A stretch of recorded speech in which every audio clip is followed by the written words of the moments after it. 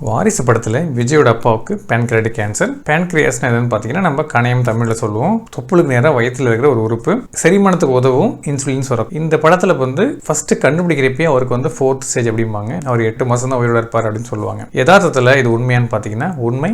Pancreatic cancer பொறுத்த வரைக்கும் எப்போதுமே ஆரம்பத்தில் இருக்கிறது தெரியாது. பெரும்பாலும் பேருக்கு லேட் ஸ்டேஜ் தான் கண்டுபிடிக்கிறாங்க.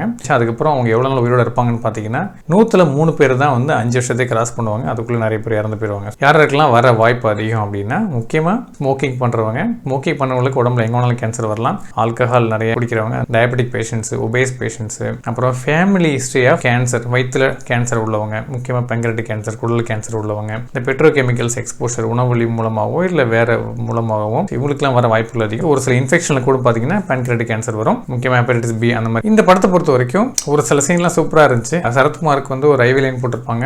அவர் கோபத்தில் அது பிப்பாரு. பிக்கிறப்ப அந்த ஐவி லைன் போட்ட எடுத்து ஊசி வெளில இடத்துலேருந்து ரத்தம்லாம் அவர் நிஜமாவே போட்டிருப்பாங்கன்னு நினைக்கிறேன். அதெல்லாம் நல்லா இருந்துச்சு. கேன்சர்னாலே ரத்த வாந்தி அப்படின்ற மாதிரி ஒரு சீன் இருக்கும். பேன்கிரியாட்டிக் கேன்சர் பொறுத்த வரைக்கும் ரத்த வாந்தி ரொம்ப ரொம்ப அன்காமன், பட் வர வாய்ப்பு இருக்கு.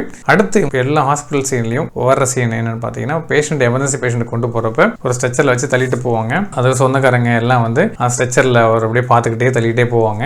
அப்போ நேராக ஒரு தியேட்டருக்குள்ளேயும் ஏதோ ஒரு கண்ணாடி ரூமுக்குள்ள தள்ளி விட்டுருவாங்க. அப்படியெல்லாம் வெளில வெயிட் பண்ணுவாங்க. இந்த சீன் நிறைய படத்தில் எடுப்பாங்க. யதார்த்தத்தில் பார்த்தீங்கன்னா பெரும்பாலும் எல்லா எமர்ஜென்சி டிபார்ட்மெண்ட்டுமே ரொம்ப அக்சசபிளாக தான் இருக்கும். பெரும்பாலும் நீ ஆம்புலன்ஸ் விட்டு இறங்கணும் டக்குன்னு உள்ளே போகிற மாதிரி தான் இருக்கும். அப்படின்ட்டு ஒரு ரொம்ப சின்ன காரிடார் இருக்கும். அவ்வளோதான். அந்த படத்தில் காமிச்ச மாதிரி நீட்டமான காரிடார்லாம் பெரும்பாலும் இருக்காது. அதான் ப்ரோட்டோக்காலும் கூட. மற்றபடி பார்த்தீங்கன்னா படத்தில் பெருசாக அபத்தமாக சொல்லக்கூடிய விஷயங்கள் எதுவும் இல்லை.